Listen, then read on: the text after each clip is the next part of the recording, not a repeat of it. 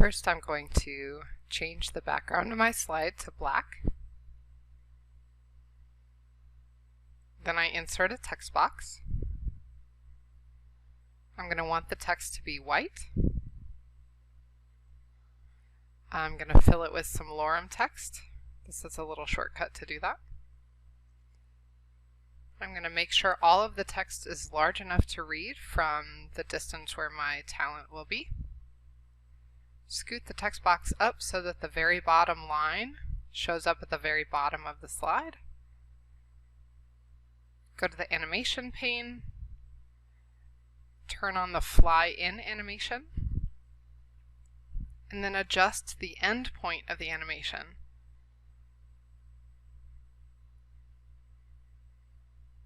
To make something faster, we're going to adjust the end point to be less amount of time. So that means that the text will show up in a smaller number of seconds. So at 8 seconds, it goes much faster because it's trying to get all of the text onto the slide after 8 seconds.